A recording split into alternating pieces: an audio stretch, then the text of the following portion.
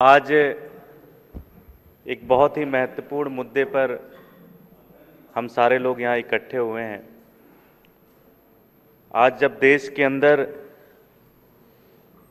सरकारें गिराई जा रही हैं, सरकारें तोड़ी जा रही हैं, विधायकों को खरीदा जा रहा है, ऐसी स्थिति में दिल्ली के अंदर आपने सदन बुलाया और इस महत्वपूर्ण मुद्दे पर चर्चा हो रही है।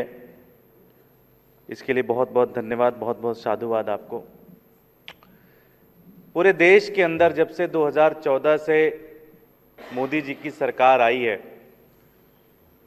एक पूरा पैटर्न है कि जहां पे उनकी सरकार नहीं बनती, जहां पे उनके विधायक नहीं जीतते, जहां उनकी सरकार में बहुमत कम होता है, वहां किस तरह से सरकार बनाई जाए। बिल्कुल अभी तरोताजा केस महाराष्ट्र का हुआ।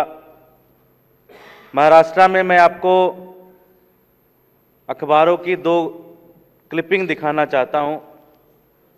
एक संजय काका पाटिल साहब हैं, जिन्होंने कहा कि अब मेरे पीछे ईडी कुछ नहीं कर सकती क्योंकि अब मैं बीजेपी का एमपी हो गया हूं। वहीं दूसरी तरफ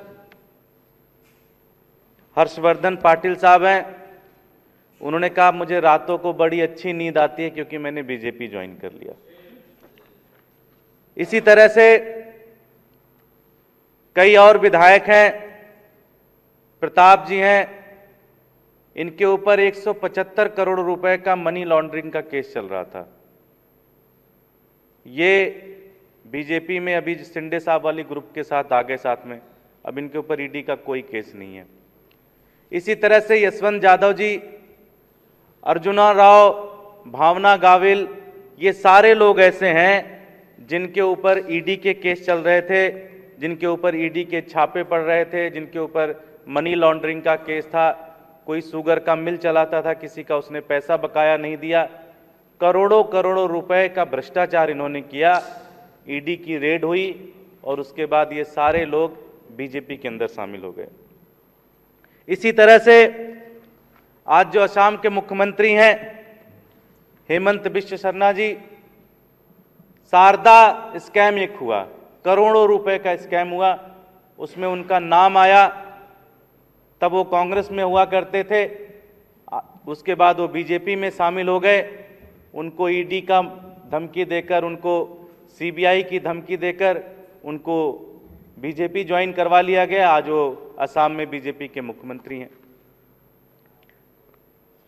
आपको ध्यान होगा कुछ साल पहले 2017 में प्रधानमंत्री जी ने एक शब्द कहा था, एक स्टेटमेंट कहा था कि अपनी जुबान संभाल कर बोलना, आप सबकी जन्मपत्री मेरे पास है।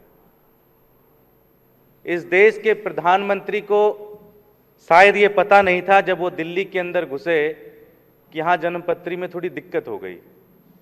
यहाँ जन्मपत्री में स्कूल लिखा है, अस्पताल लिखा हुआ है, और किसी गलत आदमी ने उनको मिसगाइड कर दिया और वो चले गए मनीष सिसोदिया जी के ऊपर छापा मारने।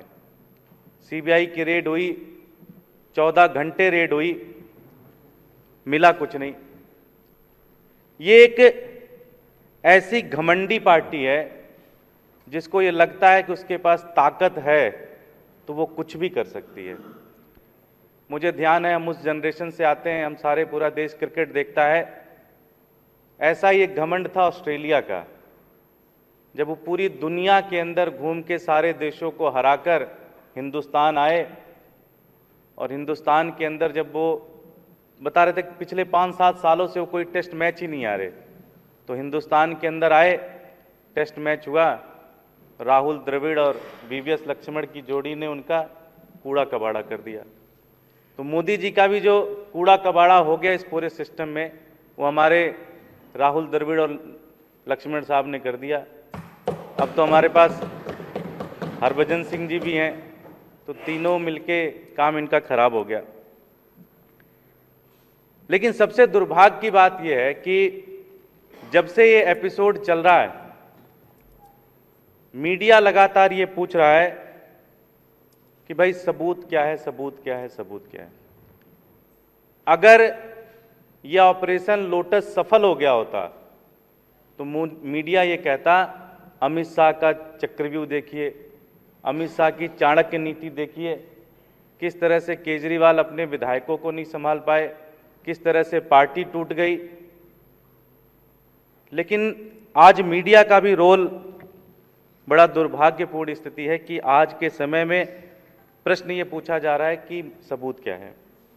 मैं बहुत संक्षेप में अपनी बात रखना चाहता हूं, जबकि सच्चाई ये है कि आज जनता दो प्रश्न पूछ रही है और मुझे ऐसा लगता है कि मीडिया को भी इन्हीं दो प्रश्नों पर चर्चा करनी चाहिए। मेरे से पहले साथियों ने भी ये बात रखी, इन्होंने कहा जी शराब घोटाला हो गया। सबने पूछा भाई क्या है इस शराब घोटाले के अंदर, तो मनोज तिवारी जी आए, उन्होंने कहा जी 8,000 करोड़ रुपए का घोटाला हो गया। थोड़ी देर बाद साहब सिंह वर्मा जी के पुत्र आए, उन्होंने कहा 10,000 करोड़ का घोटाला हो गया। उसके बाद गौरव भाटिया जी आए, उन्होंने कहा तुम दोनों छोटे नेता हो, मैं थोड़ा बड़ा नेता हूं, तो 15,000 करोड़ का घोटाला हो गया। शहजाद पूना जी वाले आए, उन्होंने कहा मैं तुमसे ज़्यादा बड़ा नेता हूं, तो 20,000 करोड़ का घोटाला हो गया। संबित पात्रा जी आए, उन्होंने कहा तुम चारों से ज़्यादा बड़ा मैं नेता हूं, तो 25,000 करोड़ का घोटाला हो गया। आदेश गुप्ता जी आए, उन्होंने कहा कि मैं तो प्रदेश अध्यक्ष हूं, तो छोटी बात तो कही नहीं सकता, तो उन्होंने कहा जी 1.5 लाख करोड़ का घोटाला हो गया। सच्चाई तो यह है कि सीबीआई का जो ये सारी कहानियां हैं, एक्शन तो उस पे होगा जो सीबीआई ने अपने डॉक्यूमेंट में लिखा है, जो सीबीआई ने अपने एफआईआर में लिखा है। और सीबीआई ने अपने एफआईआर में ये लिखा कि जो 32 या 40 जितनी भी कंपनियों को शराब के ठेके मिले, उसमें से कोई एक कंपनी ने एक दूसरी कंपनी को 1 करोड़ रुपए बैंक ट्रांसफर किए हैं। तो ये भ्रष्टाचार कैसे हो गया? तो सबसे पहला प्रश्न तो ये है कि चर्चा इस पे होनी चाहिए कि भारतीय जनता पार्टी किस तरह से एक झूठ की कहानी बनाने की कोशिश कर रही है, और उनको ये लग रहा है कि ये कहानी बोलते रहेंगे तो कुछ लोग तो मान ही जाएंगे।